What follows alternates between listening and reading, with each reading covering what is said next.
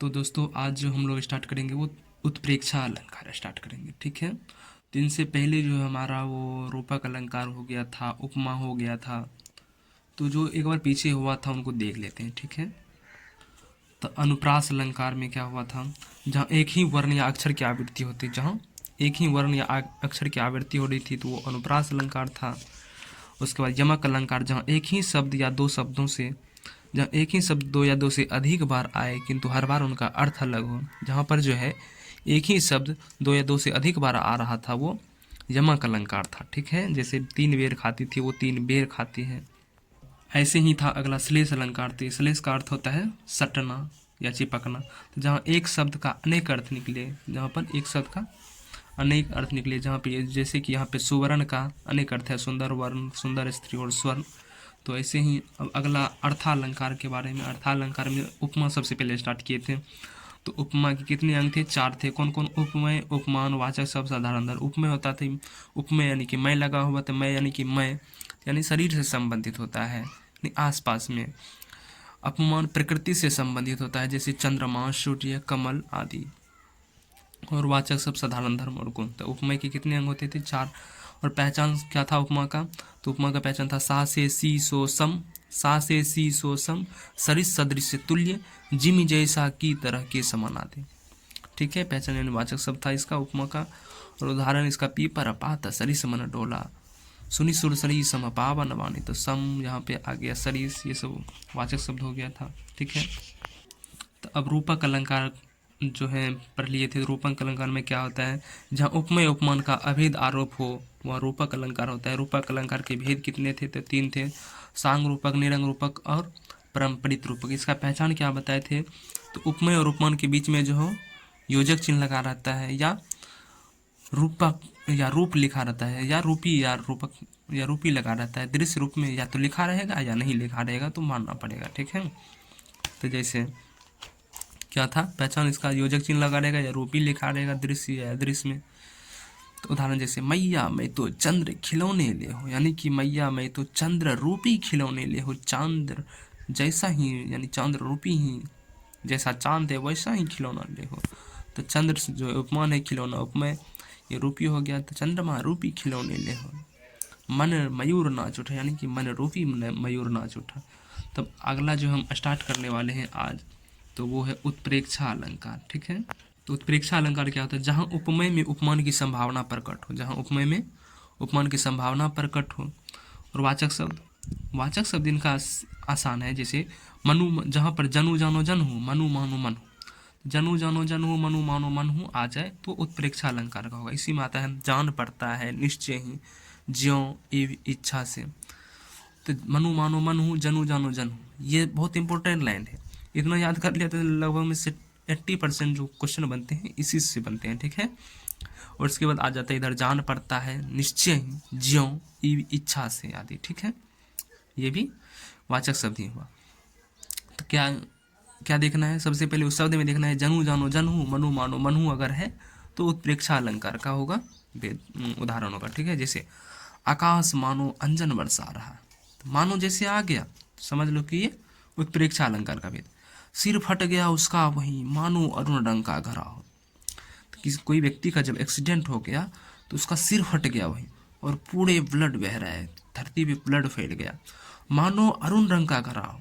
तो लाल ही लाल जब दिख रहा है तो मानो अरुण, अरुण मिस होता है लाल, तो मानो अरुण रंग का घरा हो, तो यानी कि लाल रंग का उसका सर जो है लग रहा है कि जैसे लाल रंग का कोई घरा हो। तो वही बोल रहा है सर फट गया उनका वहीं, मानो अरुण रंग का घरा। अगला है सोहत ओढ़े पीत पट, श्याम सलोने गात, मानो नीलमणि शैल पर आतप प्रियो प्रभात। अब जैसा इसका हमको अर्थ नहीं पता है तो सीधा कोई दिक्कत नहीं, मानहू आ गया, जैसे मानहू आ गया तो ये उत्प्रेक्षा अलंकार का है भेद, ठीक है। तब देखो इसका थोड़ा अगर जानना है तो विस्तार से तो उधर बताएं, ठीक है। तो उत्प्रेक्षा अलंकार, उत्प्रेक्षा जो होता है उद प्लस प्र और इच्छा से मिलकर बना है उत्प्रेक्षा। उद का अर्थ होता है ऊपर, प्र का अर्थ होता है प्रकृष्ट रूप से, और इच्छा का मतलब होता है देखना।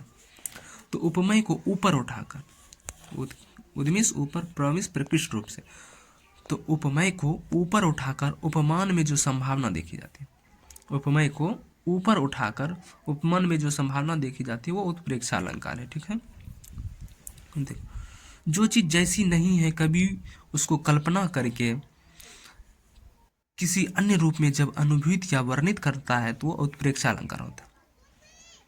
जहाँ उपमान के ना होने पर उपमेय को ही उपमान मान लिया जाए, जहाँ उपमान के ना होने पर उपमेय को ही उपमान मान लिया जाए, अर्थात जहाँ उपमेय में उपमान की संभावना प्रकट की जाए, अर्थात यानी जहाँ उपमेय में उपमान की संभावना प्रकट की जाए वहाँ उत्प्रेक्षा अलंकार होता है। उनका वाचक शब्द क्या है? तो देखो, जनु जानो, जनु जानो जनहु, और मनु मानो मनु। वाचक शब्द क्या है उत्प्रेक्षा अलंकार का? तो जनु जानो जनहु, मनु मानो मनु। और जीव ज्यों इव ध्रुवम संके निश्चय जान पड़ता है। तो जहाँ पे जनु जानो जनहु, मनु मानो मनहु, ज्यों इव निश्चय जान पड़ता है, ये सब आ जाए तो सीधा समझ जाना है कि उत्प्रेक्षा अलंकार का उदाहरण है। ठीक है, तो उत्प्रेक्षा का शब्दार्थ है उत्कृष्ट पदार्थों की संभावना या बलपूर्वक देखना। नोट, उत्प्रेक्षा अलंकार में उपमेय को उपमान की जो संभावना होती है, उत्प्रेक्षा अलंकार में उपमेय में उपमान की जो संभावना होती है या जो देख रहे हैं उस संभावना में ज्ञान की श्रेणी संदेह अलंकार से आगे और निश्चय से पीछे होती है। उत्प्रेक्षा अलंकार में जो उपमान की जो संभावना होती है या जो देख रहे हैं वो संभावना जो है संदेह अलंकार के आगे, यानी कि संदेह नहीं रहता है, संदेह से आगे रहती है, निश्चित जैसी लगती है, लेकिन पूर्णतः निश्चित भी नहीं रहती, निश्चित से थोड़ा पीछे रहती है। ठीक है, जैसे सिर फट गया उनका वही मानो अरुण रंग का घड़ा हो, तो निश्चित तो नहीं है कि अरुण रंग का घड़ा है, लेकिन लग रहा है जरूर, संदेह भी नहीं है लेकिन लग रहा है जैसे निश्चित की घड़ा है लाल रंग। तो उदाहरण देखते हैं उत्प्रेक्षा अलंकार का क्या है? सोहत ओढ़े पीत पट श्याम सलोने गात, सोहत ओढ़े पीत पट श्याम सलोने गात, मानो मानो मानो नीलमणि सेल पर आतप प्रियो प्रभात। जैसे मानो आ गया तो हमको आगे पढ़ने की भी जरूरत नहीं, सीधा उत्प्रेक्षा अलंकार का। तो सोहत ओढ़े पीत पट श्याम सलोने गात, मानो नीलमणि सेल पर आतप प्रियो प्रभात। राधा जी कह रहे हैं कि सोहत ओढ़े पीठ पर, भगवान कृष्ण जो है पीताम्बर धारण किए हुए श्याम वदन पर सलोने गात, मानो श्याम वदन पे जो पीताम्बर ओढ़े हैं पीले रंग का वस्त्र, तो लग रहा है, कैसे लग रहा है? तो मानो कि नीलमणि सेल पर, नीलमणि सेल पर यानी कि नीले रंग का जो पर्वत है उस पर लग रहा है कि सूर्य का प्रकाश पड़ रहा हो। तो वही बोल रहे हैं कि पीताम्बर ओढ़े श्री कृष्ण की कल्पना नीलमणि पर्वत पर पड़ने वाले प्रभाव से की गई है। अतः यहाँ वस्तुत्प्रेक्षा, अतः यहाँ वस्तुत्प्रेक्षा है, यानी कि भेद है, इसके भेद है वस्तुत्प्रेक्षा भी। उपयुक्त पंक्ति में वस्तु से राधा जी श्री कृष्ण के शरीर में नीलमणि पर्वत की तथा उनके पीले वस्त्रों में प्रातःकालीन सूर्य की किरणों की संभावना अथवा कल्पना करती है, इससे वाचक शब्द मानो है। ठीक है ना, तो सोहत ओढ़े पीत पट श्याम सलोने गात, यानी पीले रंग का वस्त्र जो ओढ़े हैं श्याम सलोने गात, यानी कि श्याम वदन पर, तो लग रहा है कि मानो नीलमणि सेल पर, यानी कि नीले रंग के पर्वत पर सूर्य का प्रकाश पड़ रहा। दूसरा उदाहरण है, सिर फट गया उसका वही मानो अरुण रंग का घड़ा हो। तो इसका तो अभी हम बताए थे कि सिर फट गया उसको वही खून जीतते हुए उसका सर जो है लग रहा है कि मानो लाल रंग का घड़ा सा दिख रहा है, तो मानो आ गया, तो उत्प्रेक्षा अलंकार है। उस काल मारे क्रोध के तन कांपने उसका लगा, क्या कह रहा है? उस काल मारे क्रोध के तन उसका कांपने लगा, मानो मानो आ गया उत्प्रेक्षा अलंकार हो, मानो हवा के जोर से सोता हुआ सागर जगा, यानी बोल रहा है कि उस काल क्रोध से जो उसका तन कांपने लगा, मानो जैसे हवा के जोर से सोता हुआ सागर, अगर जब हवा की घर्षण होती है तो सागर भी उफान मारने लगता है, वैसे ही क्रोध से उनका तन कांपने लगा था। तो उसी की तुलना कर रही है। तो मानो आगे जैसे ये उत्प्रेक्षा अलंकार है। ठीक है, तो उत्प्रेक्षा अलंकार के भेद 3 है। उत्प्रेक्षा अलंकार के भेद कितने हैं? 3 है। तो ये भेद अभी हमको याद नहीं रखना, क्योंकि बीपीएससी में शायद इतना डिटेल से भी नहीं पूछ रहा है। ठीक है, तो वस्तुत्प्रेक्षा, हेतुत्प्रेक्षा और फलोत्प्रेक्षा। तो वस्तुत्प्रेक्षा को पहले देखते हैं। जहाँ एक वस्तु में दूसरी वस्तु की संभावना व्यक्त की जाती है वहाँ वस्तुत्प्रेक्षा होती है। यहाँ वस्तु से अभिप्राय उपमेय उपमान से है जो वस्तु रूप में संभावित होती है। क्या है, नील परिधान बिच सकुमार, खुल रहा मृदुल अध खिला अंग, खिला हो ज्यों, ज्यों आ गया, जैसे ज्यों आ गया उत्प्रेक्षा अलंकार हो गया, आगे पढ़ने की भी जरूरत नहीं। ज्यों बिजली का फूल मेघवन बिच गुलाबी रंग, यानी श्रद्धा ने अपने शरीर पर नीले रंग का वस्त्र धारण किया हुआ है। नीले वस्त्र में अधकिला सुकुमार, वो कोमल अंग दिख रहा है। नीले वस्त्रों में झलकती दमकती हुई मादक अंगों की आभा देखकर ऐसा प्रतीत हो रहा है मानो बादल के मध्य गुलाबी रंग की आभा वाली बिरावली का फूल खिल गया हो। तो चलो जल्दी जल्दी थोड़ा उदाहरण करते हैं, क्योंकि बहुत है तो संक्षेप में वीडियो विस्तार से पढ़ना है तो कॉपी पर पढ़ना है, ठीक है यार, थोड़ा शॉर्ट में हम बना रहे हैं। लसत मंजू मुनि मंडली, लसत मंजू मुनि मंडली मध्यस्ये रघुचंद्र, लसत मंजू मुनि मंडली मध्यस्ये रघुचंद्र, ज्ञान सभा जनु तनु धरे अगति सच्चिदानंद। ने बोल रहा है कि सुंदर मुनि मंडली के बीच में सीता जी और रघुचंद्र जी, श्री रामचंद्र जी ऐसे शोभित हो रहे हो मानो ज्ञान की सभा में साक्षात भक्ति और सच्चिदानंद शरीर धारण करके विराजमान है। जहाँ मुनि मंडली में ज्ञान सभा की और सीताराम में भक्ति एवं सच्चिदानंद की, सच्चिदानंद का सच्चित विशेष होगा सच्चित प्लस आनंद संभावना की गई है। जान पड़ता है नेत्र दे भरे भरे, हीरकों में गोल नीलम है जरे। तो यहाँ पर क्या आ गया, जान पड़ता है, तो ये परीक्षा अलंकार का हो गया। जान पड़ता है नेत्र दे भरे भरे, हीरकों में गोल नीलम है जरे। तो तुम्हारी बड़ी बड़ी आंखें ऐसे लग रही है मानो हीरो में नीलम जड़े हुए हो। तो यहाँ अप्रस्तुत, तो यहाँ प्रस्तुत वस्तु नेत्रों में, अप्रस्तुत वस्तु हीरो में जड़े नीलम की संभावना की गई है। जान पड़ता है उत्प्रेक्षा का वाचक शब्द है। अगला है हरखी हृदय दशरथपुर आई, हरखी हृदय दशरथपुर आई, जनु ग्रह दशा दुसह दुखदाई। तो यहाँ पर देवी सरस्वती को अयोध्या की दुखदाई गृह दशा के रूप में चित्रित किया गया है, अतः यह वस्तुत प्रेक्षा है। अगला है चमचमात चंचल नयन, चमचमात चंचल नयन बिच घूंघट पट झीन, मानो सूर सरिता विमल जल उछालत युग में, सॉरी उछालत नहीं उछलत युग में। क्या है, चमचमात चंचल नयन बिच घूंघट पट झीन, मानो सूर सरिता विमल जल उछलत युग में। यानी बोल रहा है चमचमात चंचल नयन, लेकिन नयन जो है वो चमचमा रहे हैं, स्थिर नहीं है, चमचमा रहे घूंघट के बीच में। घूंघट तो मुख पर है लेकिन उनके नयन जो है चमचमा रहे हैं, दाएं से बाएं नयन जा रहे हैं। तो मानो सूर सरिता विमल, तो मानो जैसे सूर सरिता यानी गंगा में जो है विमल जल यानी कि शांत, सूर सरिता यानी कि गंगा के शांत जल में जैसे उछल रहा हो मछली के जोड़े, यानी जोरा मछली जैसे उछल रहा हो शांत गंगा जल में, वैसे ही उनके जो नयन हैं उस घूंघट के बीच में चमचमा रहे हैं नयन उनका। तो यानी बारीक कपड़े के घूंघट की ओट से उसकी चंचल आंखें चमक रही है, मानो गंगा जी के स्वच्छ जल में दो मछलियां उछल रही है। तो हेतु उत्प्रेक्षा का अलंकार देखते हैं। हेतु कुछ नहीं, अभी सीधा हम समझ रहे हो कि उत्प्रेक्षा अलंकार का देख रहे हैं। तो हेतु उत्प्रेक्षा उसका भेद है, तो देखते हैं इसमें क्या कहता है।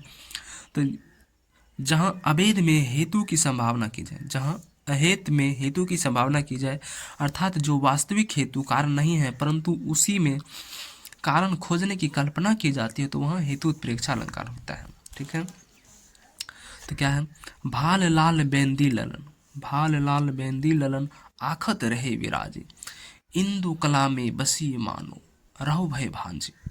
मानो आ गया जहाँ पे, मनु मानो मन हो, जनु जानो जन हो, तो सीधा उत्प्रेक्षा अलंकार का उदाहरण है, कोई ऐसी नहीं देखना है, उत्प्रेक्षा अलंकार लगाना है। ठीक है, अगला क्या है, सोबत सीता नाथ के भृगु मुनि दिन ही लाता, सोबत सीता नाथ के भृगु मुनि दिन ही लाता, भृगु कुलपति की गति हरि मानो सुम रही वह बात। तो बोल रहे हैं सोबत सीता नाथ यानी सीता के पति भगवान राम, यानी कि भगवान राम किसके पुनर्जन्म है, भगवान विष्णु के। तो भगवान विष्णु को जो है भृगु ऋषि ने उसकी छाती पर जब लात मारी थी, तो उसी का है कि सोते हुए सीतानाथ यानी कि भगवान विष्णु के भृगु मुनि दिन ही लाता, भृगु मुनि ने उसकी छाती पर लात मारी थी, तो भृगु कुलपति की गति हरी। तो भगवान विष्णु के जो अवतार हैं राम, तो राम ने भी उसके पति की गति हर ली। भृगुकुल के पति की गति कौन है? तो भृगुकुल के पति हैं भगवान परशुराम। कौन है? भगवान परशुराम। तो मानो कि भगवान राम ने उसी बात को याद करके, मानो सुन रही हुआ बात, मानो उसी बात को याद करके उसकी गति हर ली। तो पहले भृगु ऋषियों ने सोए विष्णु की छाती पर लात मारी थी। इस बात को याद करके श्री राम ने भृगु कुल के पति ने परशुराम जी की गति का हरण कर लिया था। मोर मुकुट की चंद्रिकनी जो राजत नंद नंद, मनु शशि शेखर की अकस किए सरोवर संत चंद। तो मनु आ गया है शुरू में, तो सीधा ये उत्प्रेक्ष अलंकार का उदाहरण। ठीक है। मानो कठिन अंगन, मानो जैसे शुरू में आ गया था, आगे पढ़ने की जरूरत नहीं है, ये उत्प्रेक्ष अलंकार का उदाहरण है। ठीक है। तो मानो कठिन आंगन चली ताते राते पाँव, तो मानो है उत्प्रेक्ष अलंकार का। ठीक है। तो फलोत्प्रेक्षा अलंकार, जहाँ पर अफल में फल की संभावना की जाती है वहाँ फलोत्प्रेक्षा अलंकार होता है। यहाँ फल का आशय उद्देश्य, जो फल नहीं होता उसको फल या उद्देश्य जब मान लिया जाता है तो वह फलोत्प्रेक्षा अलंकार होता है। यानी कि ये फलोत्प्रेक्षा भी उत्प्रेक्षा का ही भेद है, ज़्यादा ध्यान नहीं देना है। ठीक है। तो क्या है? तरनी तनुजा तट तमाल तरवर बहु छाए, झूके फुल सो जल परसन हिल मानहु सुहाय। तो मानहु आ गया, उत्प्रेक्षा अलंकार है। बस आगे बढ़ जाना। तो तरनी तनुजा तट तमाल तरवर बहु छाए, तो इसमें बोल रहा है वृक्ष जो है वो स्वाभाविक रूप से जो है वो यमुना के जल की ओर झुक रहे हैं, परंतु लग क्या रहा है, परंतु बताया क्या जा रहा है कि वे जल स्पर्श, यमुना के जल को स्पर्श, चरण स्पर्श के लिए झुक गया हो वृक्ष। ठीक है। चरण स्पर्श के फल के लिए झुके हैं।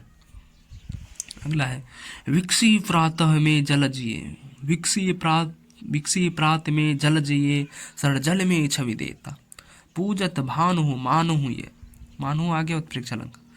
पूजत भानु मानु ये सिय मुख समता है। अगला क्या है? बढ़त तार को पैर यह मनु चुमन को आकाश, मनु आ गया उत्प्रेक्ष अलंकार। ठीक है। तब देखो जैसे इसका विस्तार करते हैं। बढ़त तार का पैर यह मनु चुमन को आकाश, तार का पैर बढ़ रहा है तो उसका तो वो स्वाभाविक है कि तार का पैर है तो बढ़ेगा ही, आकाश की ओर जाएगा है, लंबा हो गए। लेकिन क्या कह रहे हैं, कभी क्या कह रहे हैं, बढ़त तार के पैर यह मनु चुमन को आकाश, तार का पैर का वृक्ष ये है ऊपर की ओर जाना। लेकिन कभी कह रहे हैं कि मानो वो आकाश को चूमने के लिए ऊपर आगे बढ़ रहा हो। आगे क्या है? मानो स्वर्ग सिमट कर आधे भूधर को विखोर सा करने, फुट हो विराट वीणा के ताटों में कंपित करने। तो मानो आ गया, शुरू में ही मानो आ गया थी, उत्प्रेक्षा अलंकार का उदाहरण। ठीक। तो उत्प्रेक्षा अलंकार खत्म हो गया, अब संदेह अलंकार पढ़ेंगे। ठीक है। तो अब जो हम लोग पढ़ेंगे, उत्प्रेक्षा खत्म हो गया, अब हम लोग पढ़ेंगे संदेह अलंकार। तो संदेह अलंकार क्या होता है? जहाँ किसी व्यक्ति या वस्तु को देखकर संशय बना रहे हैं, अर्थात निश्चय ना हो सके, वह संदेह अलंकार होता है। तो जहाँ पे संदेह उत्पन्न हो संदेह अलंकार होगा। इसका पहचान क्या है? यानी वाचक शब्द इसमें रहेगा या अथवा की कई केंद्र, या अथवा की कई केंद्र। जैसे साड़ी बीचे नारी है कि नारी बीचे साड़ी, साड़ी है कि नारी है कि नारी है कि साड़ी है। तो की इसमें वाचक शब्द के आगे की। यह मुख है या चंद्रमा, यह मुख है या चंद्र, समझ ही नहीं आ रहा है मुख है या चंद्रमा, तो यह आ गया। तो यह मुख है या चंद्र, समझ ही नहीं आ रहा थी, संदेह उत्पन्न हो रहा है ना, पूरा वाक्य को पढ़ने में इसमें स्पष्ट होगा संदेह अलंकार है क्या है। यह काया है या शेष उसी की छाया, यह काया है या शेष उसी की छाया, समझ ही नहीं आ रहा है, संदेह हो रहा है, तो संदेह अलंकार हो गया। ठीक है। तब देखते हैं संदेह अलंकार का थोड़ा अच्छे से देखते हैं। जहाँ किसी व्यक्ति या वस्तु को देखकर संशय बना रहे हैं, जहाँ किसी व्यक्ति या वस्तु को देखकर संशय बना रहे हैं, अर्थात निश्चय न हो सके, वह संदेह अलंकार होता है। ठीक है। इसकी सादृश्य मूलकता पहली शर्त है, इसकी सादृश्यता मूलकता पहली शर्त है, अर्थात जहाँ संदेह का आधार सादृश्य होगा वहीं ये अलंकार होगा, उसके अभाव में नहीं। संदेह अंत तक बना रहता है, संदेह अलंकार में जो वो संदेह अंत तक बना रहता है। संशय का वैचित्र्यपूर्ण वर्णन हो, संशय का वैचित्र्यपूर्ण वर्णन, कभी कल्पना प्रस्तुत होना चाहिए, कभी कल्पना प्रस्तुत होना चाहिए। सत्य ज्ञान का अनिश्चय होना, सत्य ज्ञान का अनिश्चय होना, सत्य ज्ञान का अनिश्चित होता है अत्यधिक सादृश्य के कारण। इसका वाचक शब्द क्या है? इसका वाचक शब्द है या, वा अथवा की, कै, केंधो, किवा। या, वा अथवा की, कै, केंधो, किवा। या, वा अथवा की, कै, केंधो, किवा। ठीक है। तो संदेह अलंकार उदाहरण देख लें। साड़ी बीचे नारी है कि नारी बीचे साड़ी है। साड़ी है कि नारी है कि नारी है कि साड़ी है। साड़ी बीचे नारी है कि नारी बीचे साड़ी। साड़ी ही की नारी है कि नारी ही की साड़ी। इसमें कह रहे हैं हम कि जब दुशासन माता द्रौपदी का चीर हरण कर रहे थे, यानी साड़ी खींच रहे थे, तो साड़ी खींचते खींचते जो है वो परेशान हो गए, पर उनकी साड़ी की अंत छोर का पता नहीं लग पाया। तो उसी टाइम दुशासन कहते हैं कि साड़ी बीच नारी है। साड़ी बीच नारी है कि नारी बीच साड़ी है। कि साड़ी बीच नारी है कि नारी बीच साड़ी है। साड़ी ही की नारी है कि नारी ही की साड़ी है। कह रहे हैं कि साड़ी बीच में नारी है कि नारी बीच साड़ी है।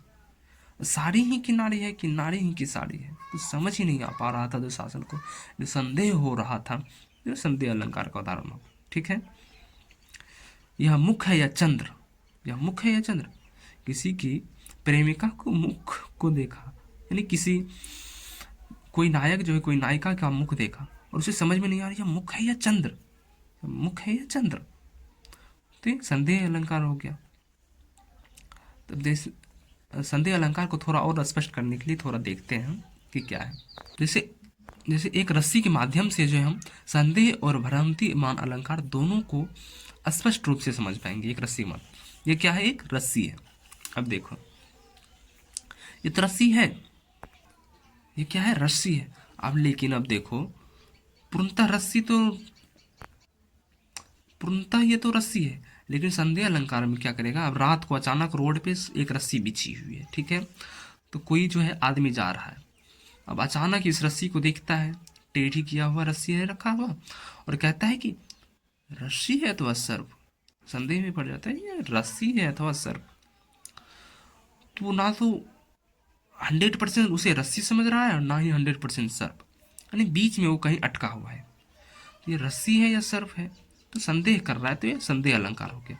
वहीं अगर ये इसको देख ले ऐसे टेढ़े और कहे, ऐसे देख ले, अरे ये तो सर्प है, और देख के भाग गया फटा, अरे ये तो सर्प है, और भाग गया, तो उसे क्या हो गया? भ्रांति हो गया ना। है वास्तव में ये क्या है? वास्तव में है ये रस्सी, लेकिन उसने अगर देख लिया अरे ये तो सर्प है, भाग गया, और दिन में आके देखा अरे यार ये तो रस्सी है, तो उसे क्या हो गया था? वास्तव में भ्रांति हो गया था कि ये रस्सी को उसने सांप समझ लिया था। ठीक है, तो भ्रांति हो गया था। अब संदेह अलंकार में क्या होता है कि रस्सी और सर्प में उसे समझ ही नहीं पाता कि यह रस्सी है कि सर्प है। तो संदेह अलंकार में रस्सी को देखता है तो रस्सी है अथवा सर्प डाउटफुल रहता है, तो कहता है कि अनिश्चित ज्ञान का होना, यानी कि कन्फ्यूजन रहता है, ये रस्सी है कि सर्प। ठीक है। अब देखो, अब कोई भ्रांति मान कैसे होगा? देखा इसे रात में और कहा ये नहीं, ये तो सर्प है, ये सांप है, भाग गया, तो भ्रांति मान हो गया। जब रस्सी को ही सर्प मान ले, यानी रस्सी का पता ही ना चले, तो यह सर्प ही होता है। लगे कि यह तो सर्प ही है, तो यह भ्रांति मान अलंकार होता है। जब रस्सी को ही सर्प मान ले, रस्सी का पता ही ना चले, लगे कि यह तो सर्प ही है, यानी ये तो सांप ही है, इसमें अनिश्चित रूप से कहते हैं कि सर्प ही है। इसमें निश्चित रूप से कहते हैं, इसमें जो है निश्चित रूप से कहते हैं कि भ्रांति मान में निश्चित रूप से कहते हैं कि ये तो सांप ही है, भाग जाते हैं जान बचाकर। अब जैसे एक उदाहरण के माध्यम से और समझेंगे कि संदेह अलंकार और भ्रांति मान में अंतर। जैसे कि कोई अनजान गांव में गए, ठीक, कोई व्यक्ति अनजान गांव में आया मेहमान है, और रात को निकल गया अचानक लोटा लेके। पहले मेहमान जाते थे ना लोटा लेके शाम को मैदान में, ठीक है, तो देखते हैं कि अचानक उसकी नज़र एक अचानक वृक्ष पर पड़ती है।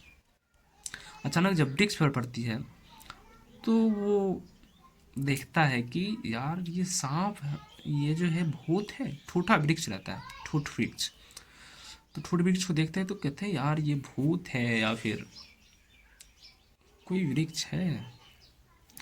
सोच में पड़ जाता है कि भूत है, वृक्ष है, डर भी लग रहा है, और थोड़ा डर भगाने के लिए ये भी कर रहा है कि यार ये वृक्ष तो नहीं है। तो यानी कि वो कन्फ्यूजन में जब रहता है तो वो संदेह अलंकार हो गया। ठीक है, लेकिन वही अगर व्यक्ति अगर इस ठूठ वृक्ष को दूसरा व्यक्ति गया और वो अगर ये ठूठ वृक्ष को बोल ले, अरे ये तो भूत खड़ा है, क्या इसे इस वृक्ष को भूत मान ले, और भागे वहां से, जान बचा के अपनी भागे, चप्पल उप्पल खोल के, अरे ये तो भूत है, सीधा वो चप्पल उप्पल खोल के भाग गया। और दिन में तो उसे क्या हो गया, वो भ्रांति मान। और दिन में जब पता चला, जब उधर गया तो देखा, अरे ये तो वृक्ष है यार, मैं तो खामखा इसे भूत समझ बैठा। तो वास्तव में उसे क्या होगा था, उसे भ्रांति हो गई थी, या भ्रांति यानी कि झूठा प्रतीत हो गया था। झूठी भ्रांति माने में जो झूठी बात भी सच्ची लगने लग जाती है, तो वही हुआ कि झूठा ये तो वृक्ष था, किंतु उन्हें सच लग गया कि ये भूत है, तो ये भ्रांति हो जाता। अगर रात में हम किसी अनजान मैदान की तरफ निकलते हैं और खेत में वृक्ष का ठूंठ खड़ा दिख जाता है, जो कि हमें रात में 100% भूत लगता है कि भूत खड़ा है, और उसे देखकर जान बचाकर भाग जाते हैं, तो यह स्थिति भ्रांति मान है। जबकि वास्तव में सुबह पता चलता है कि तो वृक्ष का ठूंठ है जी, तो भ्रांति हो गया था रात में। अगर हमें लगे कि वह वृक्ष है या भूत, यानी संदेह करे, तो संदेह अलंकार होगा। ठीक है, समझ गए संदेह और भ्रांतिमान में अंतर। तो आपको जो हम संदेह और भ्रांतिमान दोनों अलंकार में अंतर भी समझा दिए। अब चलो देखते हैं संदेह अलंकार को। ठीक है, तो संदेह अलंकार देख लीजिए, जब किसी व्यक्ति या वस्तु को देखकर संशय बना रहे, अर्थात निश्चय ना कर सके कि वह सके, तो वह संदेह अलंकार होता है। ठीक है, जैसे कि रस्सी को देख लिया तो सोच में पड़ गया, यार रोड पे ये सर्प है या रस्सी है, ये सांप है या रस्सी, तो संदेह अलंकार हो गया। ठीक है, तो वाचक शब्द क्या था इनका, या, वा, अथवा, की, कै, केंदो, की, वा। उदाहरण, साड़ी बीच नाड़ी है कि नाड़ी बीच साड़ी है, साड़ी ही की नाड़ी है कि नाड़ी ही की साड़ी है। ठीक है, दूसरा, यह मुख है या चंद्र, संकोच में है, समझ ही नहीं आ पा रहा है। दूसरा, चमत कैंधो सुर सरजा दुधार किंधो, चमत कैंधो, चमकत कैंधो सुर सरजा दुधार किधो, सहर सतार को सितार चमकत है। ठीक है, तो कैंधो शब्द आ गया, ठीक, संदेह अलंकार का हो गया। ठीक है, उदाहरण मान लो जब इसका अर्थ हमें पता ही नहीं है, सरहद सतार, तो कैंधो पर ध्यान दे दो, तो ये संदेह अलंकार है। ठीक है, अब अगला उदाहरण देखो, यह है सरस ओस की बूंदे, या है मंजुल मोती। समझ ही नहीं आ पा रहा है कि जब हंस जा रहा है और उसे ओस की बूंद दिखाई देता है, तो हंस सोचता है कि ये ओस की बूंद है या फिर मंजुल मोती है। तो हंस क्या है, कन्फ्यूजन में है। हंस को जब कन्फ्यूज हो गया, ये ओस की बूंदे हैं या मंजुल मोती है, तो कन्फ्यूज है ना इसे, सरस ओस की बूंद है या मंजुल मोती है, तो ये संदेह हो गया, यानी संदेह अलंकार। ठीक है, प्रस्तुत पद में हंसनी अपने सामने छाई ओस की बूंदे को देखता है, परंतु सादृश्यता के कारण वह निर्णय नहीं कर पाता है कि ये ओस की बूंदे हैं अथवा सुंदर मोती। अगला क्या है, कैंधो ऋतुराज काज अवनी उसास ले, कैंधो यह ग्रीष्म की भीषण लुआर है। तो कैंधो आ गया, ये कैंधो किसका वाचक शब्द है, संदेह अलंकार का। ठीक है, कैंधो वाला जैसे वाचक शब्द आए तो देख लो कि संदेह अलंकार का है। ठीक है, तो क्या कह रहा है इसके माध्यम से, तो ये ग्रीष्म ऋतु की भयंकर लू की लपटे हैं, या बसंत के विरह में पृथ्वी के अनंतर से निकलती हुई विरह दुख की आहें। तो क्या है अगला, तो क्या शुभ्र हंसनी शरद घटा, क्या शुभ्र हासनी शरद घटा आवनी पर आकर है छाई, अथवा क्या शुभ्र हंसनी शरद घटा आवनी पर आकर है छाई, अथवा गिरकर नभ से कोई सुरबाला हुई धारा साई कादम्बिनी। शरद घटा अपने आकर है छाई, या यानी अथवा गिरकर नभ से कोई सुरबाला हुई है दाई। तो अथवा कन्फ्यूजन में है ना, अथवा जैसे अथवा आगे तो कन्फ्यूजन हो गई, या तो ये आकर कोई छाई है या कोई सुरबाला हुई है धाराशाही, तो ये संदेह हो रहा है, तो संदेह अलंकार। ठीक है, निंद्रा की उस अलसित वन में वह क्या भावी की छाई, दीर्घ पलकों में विचर रही, दीर्घ पलकों में विचर रही या वन देवियों की माया। दीर्घ पलकों में विचर रही या वन देवियों की माया है, ये समझ ही नहीं आ रहा है, तो ये या लगा है, यानी कि संदेह हो रहा है, संदेह अलंकार हो गया। ठीक है, तो अब देखो अगला दोहा क्या है संदेह अलंकार का।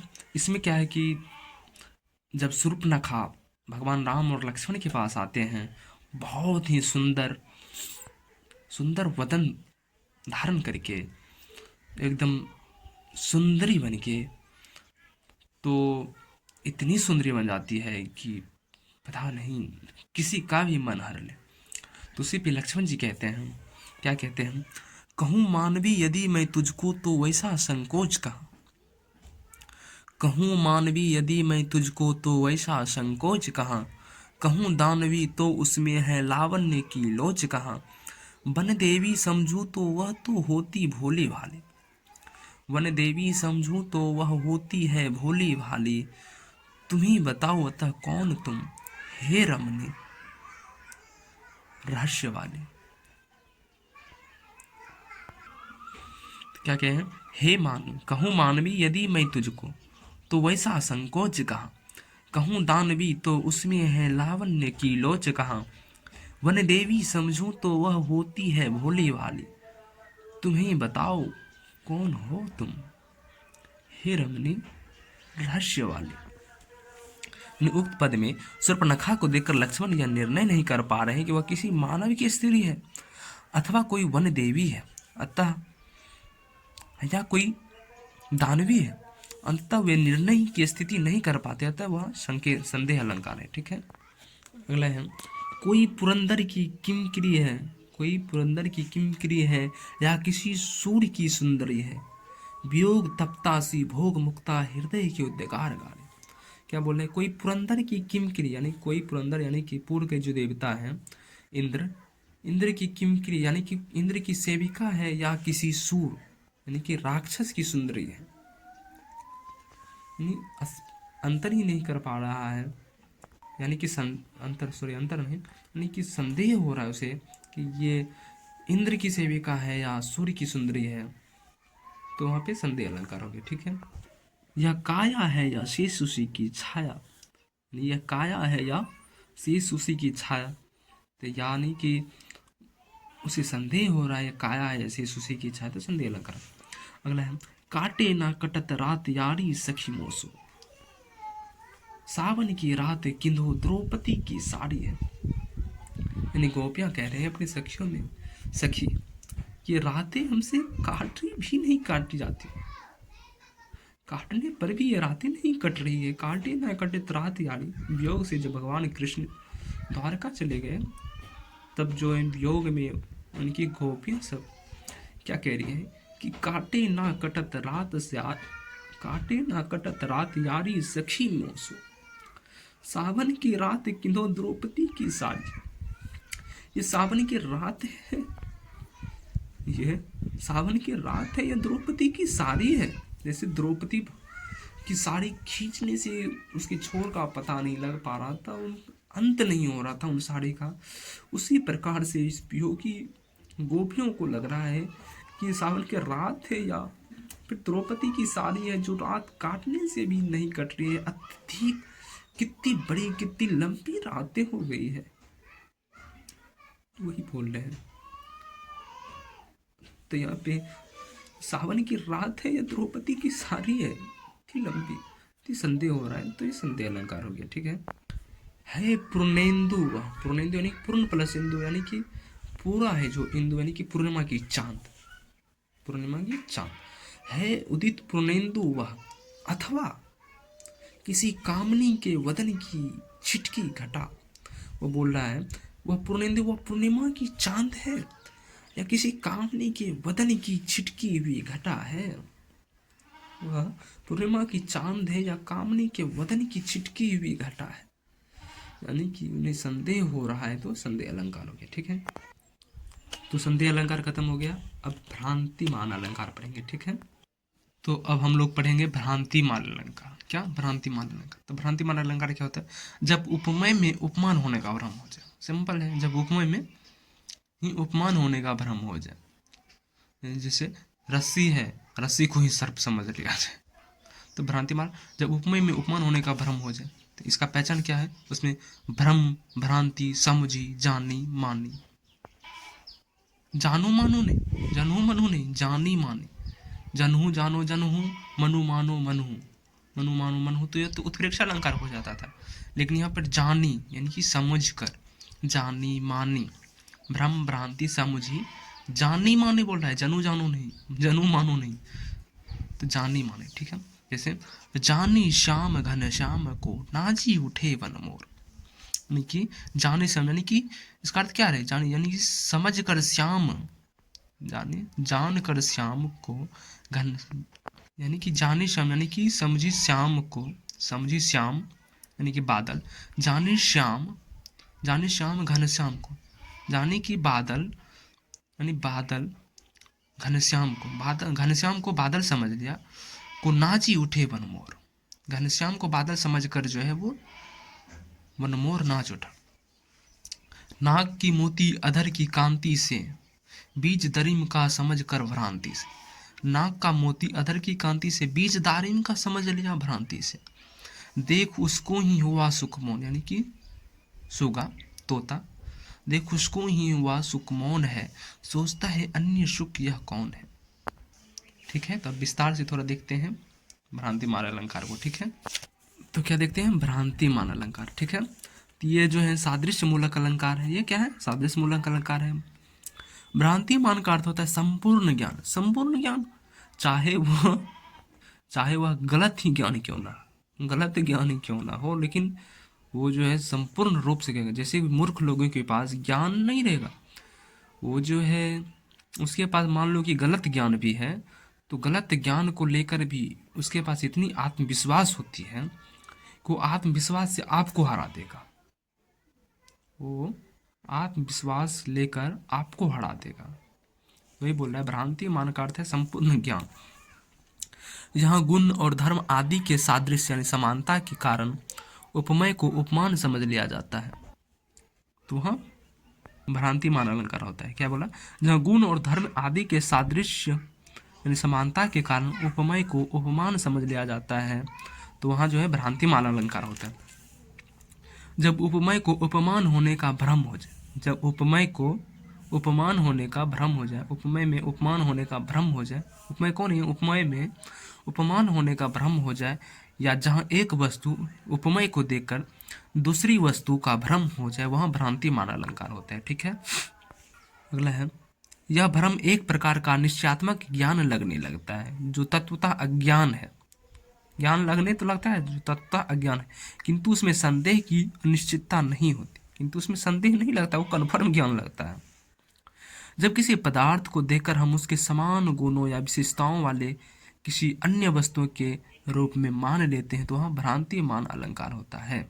जैसे कि बताए थे, एक रस्सी ये सड़क पे फेंकी हुई है। ठीक है, तब ये रस्सी है, तो अगर ये रस्सी है या सर्प, ये संदेह हो रहा है तो संदेह अलंकार, लेकिन रस्सी को देखकर अचानक वो भाग जाए कि ये तो सर्प है, तो क्या है, वही भ्रांतिमान अलंकार है। ठीक है, अब जैसे कोई ठूठ रात में अचानक देख लिया, अब ठूठ को भूत समझ के भाग गया, तो भ्रांति हो गया। ठीक है, भ्रांति उत्पन्न हो गया है, तो भ्रांति अलंकार हो गया। ठीक है, वाचक शब्द क्या है इनका, भ्रांतिमान अलंकार का जो है वाचक शब्द क्या है, तो भ्रम, भ्रांति, जानकर, जानी, मानी, समझी आदि। क्या है, भ्रम भ्रांति, भ्रम अलंकार में तो भ्रांतिमान अलंकार में तो भ्रम भ्रांति तो हो भी करेगा।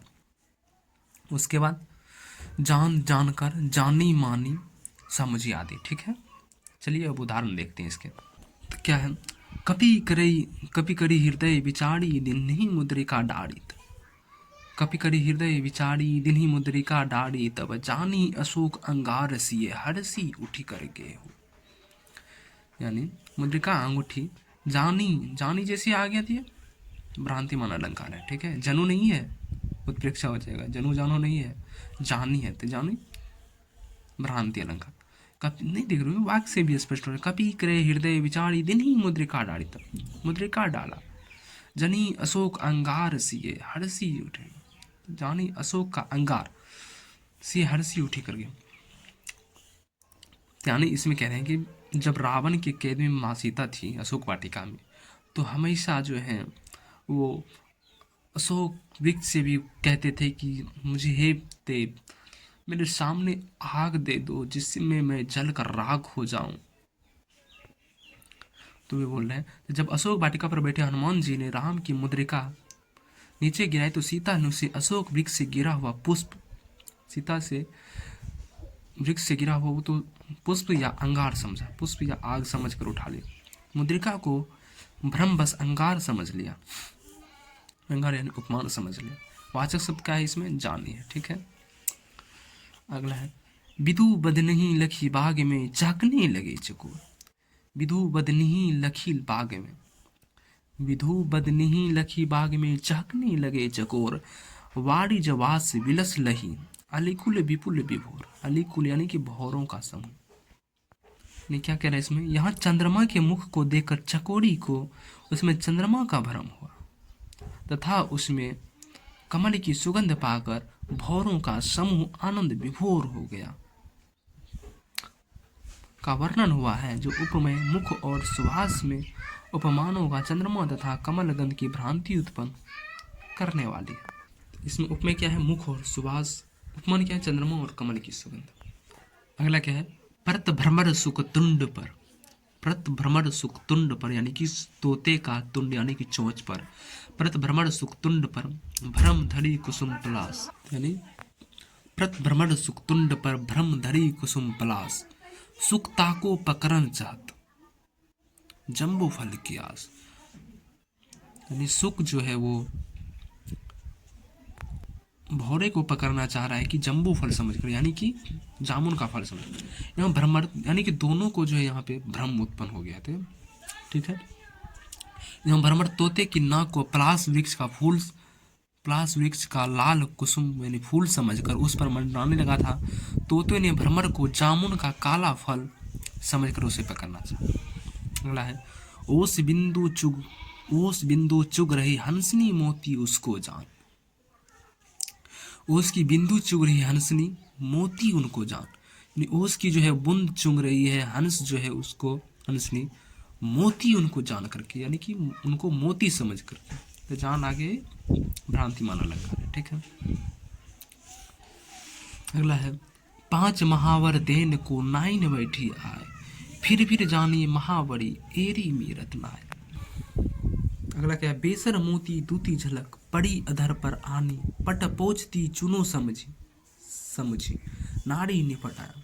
जहाँ नायिका अधरों पर पड़ी मोतियों की उज्जवल झलक को पान का चूना समझ लेती। नायिका जो है अधरों पर पड़ी मोतियों की उज्जवल झलक को उज्जवल को पान का चूना समझ लेती है और उसे पट से पोछने का प्रयास करती है। जानी शाम को शाम घन नाच उठे वन मोर। तो जानी आ गया, तो वाचक शब्द जिनमें आ जाए ना, जिनका वाचक शब्द रहेगा वो उसी का उदाहरण हो जाता है अक्सर। तो ये जो है भ्रांतिमान का है। ठीक है, भ्रांतिमान अलंकार वाचक शब्द जाने। इसमें यमक अलंकार भी है, इसमें जो है यमक अलंकार भी है, क्योंकि श्याम शब्द का पूर्ण वृत्ति हुआ है, क्योंकि श्याम शब्द का पूर्ण वृत्ति हुआ है, श्याम श्याम हुआ है ना, क्योंकि श्याम शब्द का पुनर्वृत्ति हुआ है और दोनों बार उसका अर्थ अलग अलग है ना। जैसे जानी शाम को शाम घन नाच उठे मनमोर, जानी शाम को शाम घन नाच उठे मनमोर, यानी जानी शाम भगवान कृष्ण को जानी शाम को यानी जानी कृष्ण को शाम घन, जानी शाम को श्याम बादल, कृष्ण को काला बादल समझ करके वन जो है नाच उठा, यानी कृष्ण को काले बादल समझ मोर नाच उठा।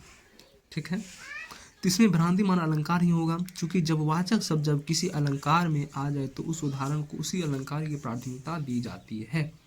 अगर इसमें ऑप्शन ए रहेगा कि भ्रांतिमान अलंकार, दूसरा रहेगा कौन सा, यमक अलंकार, और तीसरा रहेगा ए एंड बी, और चौथा रहेगा कोई नहीं, तो ए एंड बी दोनों हो जाएगा। ठीक है, किंसु का कलिका जान, ये किंसु का कलिका जान कर अति गिरता सुख चोंच पर, अति गिरता सुख चोंच पर, सुख मुख में धरता उसे जामुन का फल समझकर, यानी किसु का कलिका जान कर अति गिरता सुख चोंच पर, यानी कि कलिका जो है भौरे जो है वो किसु का कलिका यानी कि पलाश का फूल समझकर चोंच पर गिरता है। ठीक है, और सुख चोंच पर गिरा, सुख मुख में धरता उसे जामुन का फल समझकर। अब तोता जो है उसे मुख में पकड़ लेता है जामुन का फल समझकर, यानी कि यहाँ पर दोनों को भ्रांति हुई। तो इस पद में भ्रमर को तोते की लाल चोंच में पलाश पुष्प का तथा तोते को भ्रमर में जामुन फल का भ्रम उत्पन्न हो रहा है। अगला है, वृंदावन विहरत फिरे राधा आनंद किशोर, नीरद यामिनी जानी संग डोले बोले मोर। वृंदावन में राधा कृष्ण विहार घूम रहे हैं, रात में उन्हें शहन मेघ समझकर मोर बोल रहे हैं और उनके साथ साथ चल रहे हैं। तो क्या है, वृंदावन विहरत फिरे राधा आनंद किशोर, वृंदावन विहरत फिरे राधा आनंद किशोर, नीरद यामिनी जानी सन, नीरद, नीरद यानी नीर को धारण करने वाला, जल का जो पर्यायवाची है उसमें द अगर लगा दे तो वो बादल हो जाता है, और अगर ध लगा देंगे तो समुद्र का पर्यायवाची हो जाता है। तो नीर पानी है का पर्यायवाची है, तो नीर में द लगा दिए तो बादल। नीरद यामिनी यानी बादल, यामिनी जानी संग डोले बोले मोर, तो बादल समझकर उनके साथ चल रहे हैं। ठीक है, अगला है, बादल काले काले केसों को देख मोर निराले, बादल काले काले केसों को देख मोर निराले, नाचा करते हैं हरदम पालतू मोर मतवाले। तो अब जो है हमारा ये भ्रांतिमान अलंकार जो हमारा खत्म हुआ। ठीक है, भ्रांतिमान अलंकार हमारा खत्म हुआ। अब जो है आगे हम लोग दृष्टांत अलंकार को देखेंगे तो अगले वीडियो में। तो आप लोग को जो है जहाँ तक बता दिए हैं उसका रिवाइज करते रहिए। ठीक है, और ये सब टॉपिक जो बहुत इम्पोर्टेंट है। ठीक है, तो चलिए मिलते हैं अगले वीडियो में। धन्यवाद।